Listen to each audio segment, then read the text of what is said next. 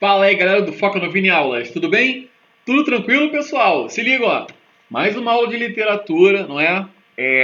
Falei sobre o trovadorismo, na sequência do pente agora falo sobre o humanismo, obviamente, né?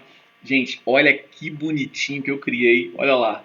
Agora que depois vou mudar a fonte da letra aqui. Eu já mudei, mudei.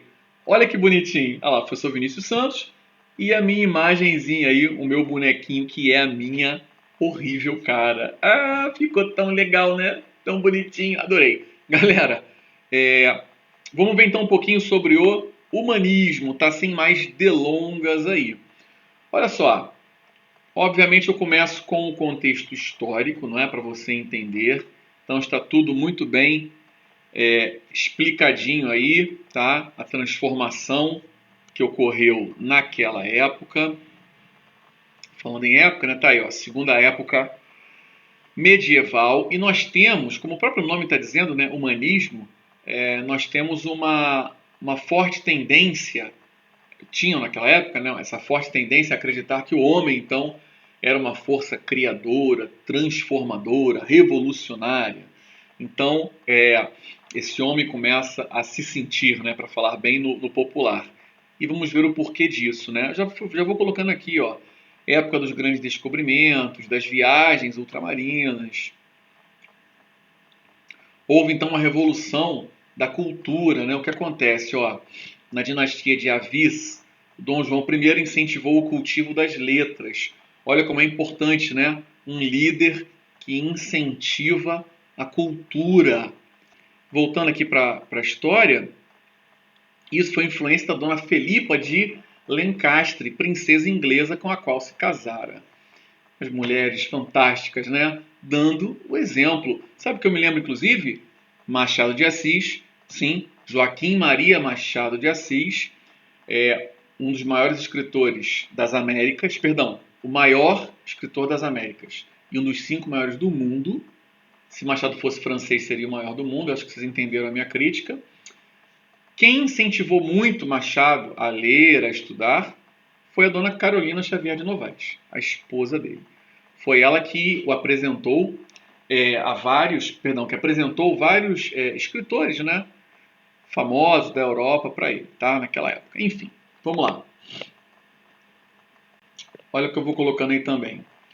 Nos primeiros tempos da dinastia de Avis, uma onda de apego à natureza física tomou conta do país, em substituição ao espiritualismo da primeira época medieval. A cultura foi se liberando da igreja, ultrapassando os muros do convento e chegando até a população. O que acontece? No trovadorismo, aí foi o papo da outra aula, nós percebemos então um forte domínio da Igreja Católica. Você tem aí 2% da população da Europa que não sabia ler e escrever. Então, a cultura era muito realizada pela Igreja, né? Ou pelos grandes soberanos, mas aqui não. Aqui nós vamos tendo aí uma transformação, né, com esse incentivo aí, né, do cultivo das letras, da ciência e tal. Então aqui o papo começa a mudar. Tá? Não é que o homem da época fosse esquecer completamente da figura divina ou da Igreja Católica, não é isso. Mas o homem daquela época começa a se transformar, digamos assim. Falando aí também do trovadorismo, né, continuando, o que acontece? Na época do trovadorismo, a poesia era muito ligada à música. Então a literatura era extremamente oralizada, justamente pelo que eu acabei de falar, né? Pouquíssimas pessoas sabiam ler e escrever. Mas aqui nós temos já uma mudança, né? Olha o que eu botei: poesia sem música. A atividade poética floresceu com o humanismo, divorciada da música. A poesia tornou-se autônoma e menos rudimentar. Sob a influência do influxo italiano, sofisticou-se. Por influência do Reinado de Castela, foi redigida em espanhol. Então aqui nós vamos ter uma separação e uma evolução, eu diria, da poesia, tá? Aqui eu já vou colocando algumas características do humanismo, certo? Deixa eu ver se eu esqueci de falar alguma coisa aqui. Não, a questão da modernização, fé no ser humano, ok. Ampliação da cultura, assim, aqui eu boto um dadozinho a mais, que é a criação da imprensa. Pô, fundamental, né? Com a imprensa, você sai daquele modelo dos monges copistas, né, que demoravam, pô, copiar um livro inteiro, imagina, papo de meses, né? Então demoravam ali a copiar os livros e tal. Com a imprensa, você tem, óbvio, uma difusão de notícias, não é? Começa a criar uma necessidade da galera aprender a ler e escrever. Então começa a aguçar, né, essa questão do conhecimento, rola um intercâmbio cultural. Olha aí, então o conhecimento passa a se difundir mais, né? A imprensa, obviamente, facilitou bastante isso, retirando também da igreja aquele monopólio do conhecimento, tá? Olha, é necessário saber. O que eu destaco aqui, ó? Sensação de poder, né? Por isso que eu botei essa imagem, eu achei legal o cara construindo ali um ser humaninho, né? Como se ele fosse um deus de si próprio, tá? Cultura profana. Claro, né, que eu tinha que falar sobre isso, porque esse domínio, esse monopólio do saber, ele vai sendo retirado, entre aspas, da igreja, e você vai ter um certo embate aí, né, entre essa cultura, entenda essa cultura profana, na verdade, uma cultura ligada uma cultura feita fora dos muros da igreja, né? É isso, tá? Não que ela fosse ruim, né? Não é isso não, beleza? Importante também, ó, e aí depois isso vai nos ajudar a falar um pouquinho sobre arcadismo, sobre romantismo. Gente, lembrando, humanismo não é um assunto que cai diretamente, por exemplo, na prova da UERJ, Universidade Estadual do Rio de Janeiro, na prova do Enem. Não, repito, não é um assunto que cai diretamente, tá? Aliás, nem foi uma escola literária, foi mais uma fase de transição. Transição do que para o quê? Transição do trovadorismo para o classicismo, tá? A gente vai ver isso daqui a pouco. Mas é bom, repito, a gente ter esse conhecimento para fazer, para ter uma base, não é? Para depois chegarmos ao arcadismo, ao romantismo. Então aqui nós temos o surgimento da burguesia, da famosa burguesia, né? Que para muitos é até um xingamento. Eu lembro que uma vez eu comprei alguma coisa de eletrônico, não lembro agora o que. Não sei se foi uma máquina fotográfica, não lembro. Aliás, aqui ó, Vini Santos Fotografia. Procure aí nas redes sociais. Vini Santos Foto Feminina também e Vini Santos Boudoir. São as minhas redes sociais de fotografia. Venha fazer um ensaio bem legal. Propaganda, olha aí. Acho que foi a máquina, né? Aí alguém falou assim, caraca, mó burguês, hein? Eu fiquei extremamente chateado, confesso. Extremamente não. Fiquei um pouco chateado. Aí eu falei, opa, peraí, irmão, peraí. Burguês não.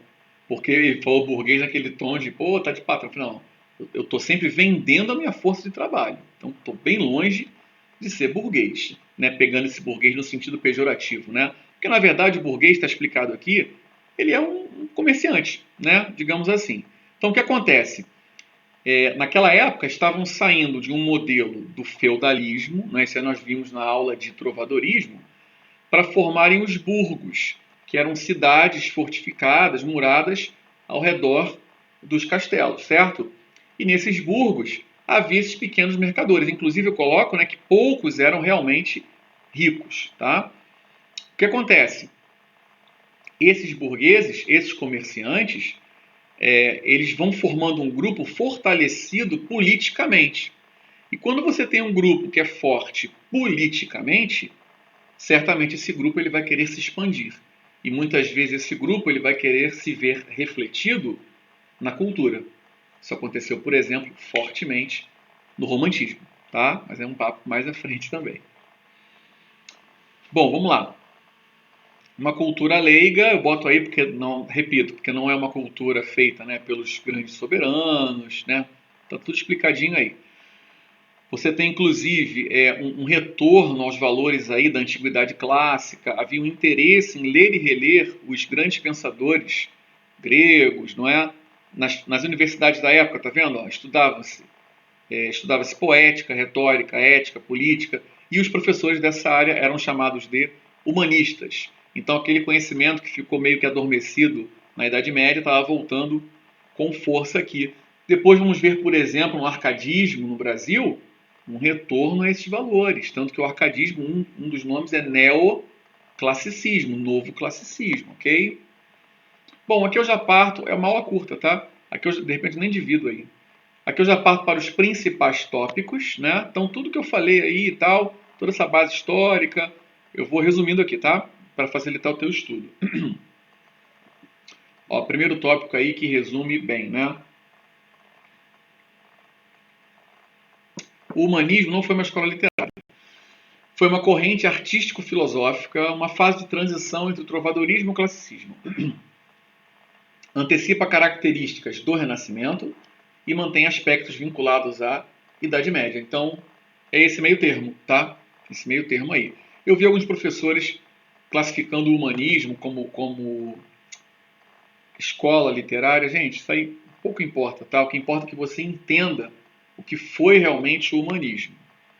Surgiu na Itália no século XV, entre a Idade Média e a Idade Moderna.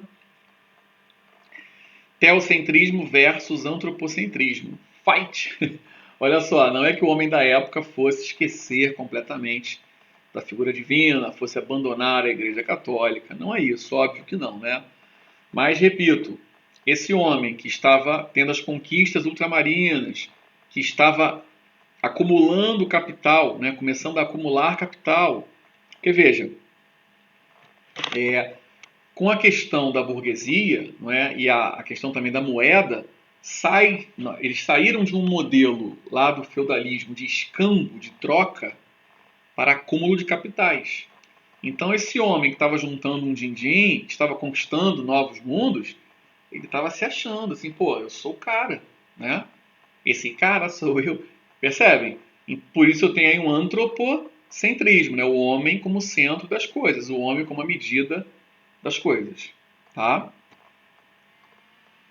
Aliás, a base do humanismo, eu diria, é o antropocentrismo. Desenvolvimento dos burgos, que eu já comentei com vocês. Perdão. O Bando de Burguês Safado é uma referência ao fantástico filme Tropa de Elite, recomendo muito. O primeiro filme é muito baseado na violência, né? Chamou muito a atenção da galera na época pela violência. E o segundo é extremamente político. O segundo, Tropa de Elite, infelizmente, é a cara do Brasil. É como o Brasil funciona. Tá ali no filme, tá? Valorização do racionalismo e do método científico e empirismo. O racionalismo dos gregos e romanos, adormecido na Idade Média, ressurge. Isso eu já comentei com vocês, ok? Humanismo em Portugal. Vamos lá. Quais foram os gêneros mais explorados, né, então, naquela época? A poesia palaciana, a crônica histórica e o teatro popular. Pois bem, a poesia palaciana, ela tem um quê de fofoca, por isso que eu botei aí o carinha, né, te contando um negócio aí e tal. Quando eu pesquisei fofoca no Google, apareceram várias imagens de mulheres. E eu achei meio esquisito colocar uma imagem aí de mulher fofocando, porque existe essa ideia, né? Ah, mulher fofoca e tal. O que não seria demérito nenhum. Mas nós homens também adoramos uma boa história, né? Ou como gostamos de fofocar. Não diga que não, tá? Porque é mentira. É mentira, aquele memezinho. Olha só. Poesia palaciana, escrita por nobres e retratando os usos e costumes da corte. E traz uma ruptura com a tradição oral, né? Então, uma coisa muito escrita. Veja, o Fernão Lopes, aliás, ele está na base da literatura portuguesa, está na base do humanismo, quando ele, né, se tornou o guarda-mor da Torre do Tombo. Ele vai fazer então esse registro, né, extremamente histórico, eu diria, do dia a dia da corte, as relações com outras classes sociais, um sentimento de nação. Então, Fernão Lopes é uma figura importantíssima para solidificar essa questão da poesia palaciana, tá, e da tradição escrita em Portugal, né, no humanismo, claro. Boto aqui algumas obras de destaque dele, uma imagem dele, e já vai falar foto é ótimo, né? E o Garcia Rezende depois escreve o Cancioneiro Geral, reunindo mais de 100 poemas, 100 não, 1000, digitei errado, perdão, 1000, vou corrigir isso, de 300 autores, tá? Teatro popular. Agora eu acho que eu vou... Bom, ali já matei então, tá, bem rapidamente, a poesia palaciana e essa crônica, né? Esse registro histórico, tá? Aqui eu acho que você vai se identificar mais, porque certamente você já ouviu falar do Alto da Barca do Inferno.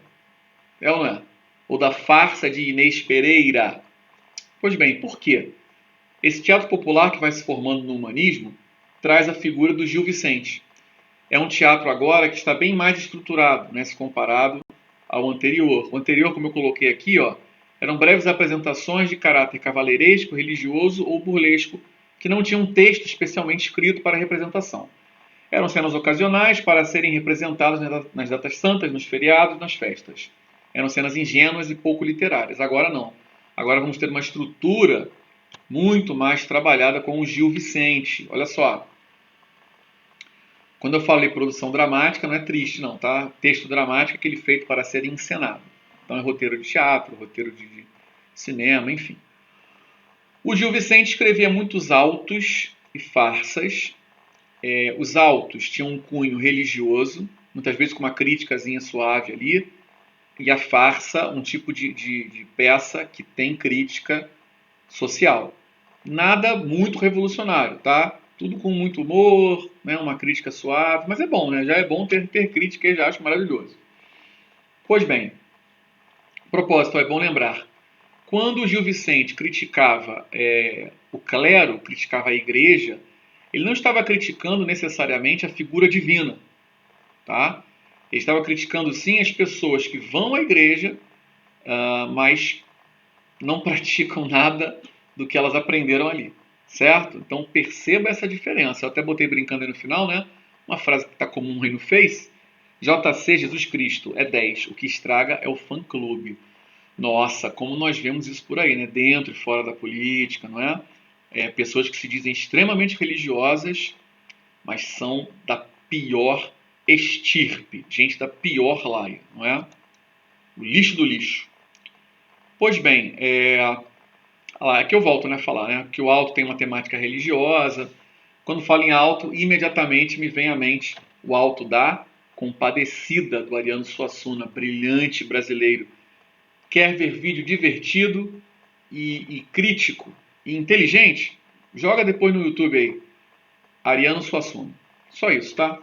Veja o vídeo que ele fala da Disney. Incrível.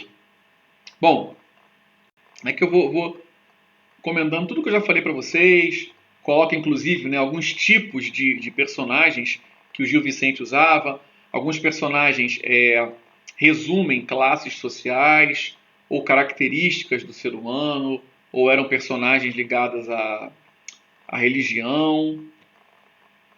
O que é mais interessante, e aí já para fechar aqui a nossa aula, é que o que o Gil Vicente tratou lá na época está valendo até hoje, porque são temas atemporais e universais.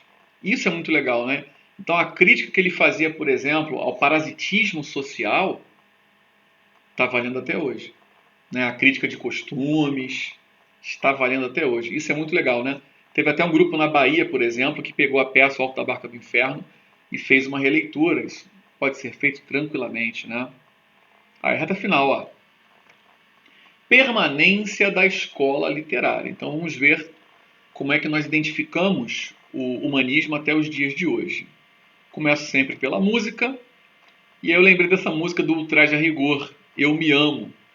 Por quê? Eu quis colocar essa música justamente para trazer essa ideia do humanismo de um ser humano que está inflado, né? Que está com seu ego lá em cima, tá?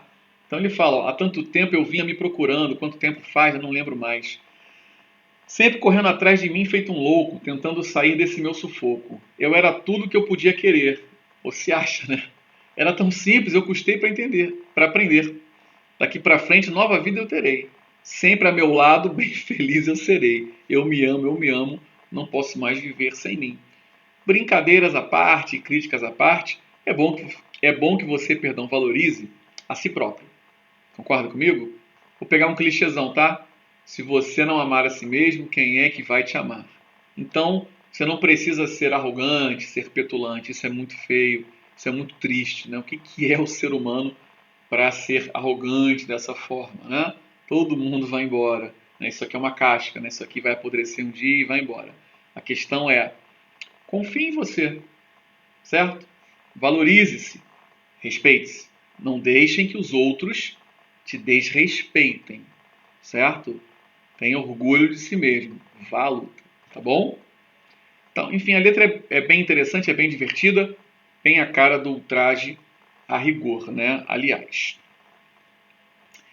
Queria também indicar um filme, que é Em Nome de Deus, que fala de um romance proibido segundo os dogmas da Igreja Católica. Então essa tensão, né, entre o religioso e o racional é muito legal para falar sobre o humanismo, né, já que o humanismo veio nessa fase de transição. Aqui a bibliografia que eu usei e finalizando já a aula. Eu não quero me estender muito, né, já temos aí 21 minutos. Ficou claro, pessoal? Humanismo. Então, o homem se sentindo como a medida de todas as coisas, não é? Você tem uma separação da poesia com a música, você tem as crônicas, tem a poesia palaciana, tem o Gil Vicente no teatro popular, que vai ser a base do teatro português, tá? Bem resumidamente, isso. E essa fase, então, de transição entre o trovadorismo e a nossa próxima aula, que é o classicismo. Beleza? Espero que vocês tenham gostado, que vocês tenham aprendido, obviamente, não é? E até a próxima. Aquele abraço. Fiquem com Deus. FUI! Fui!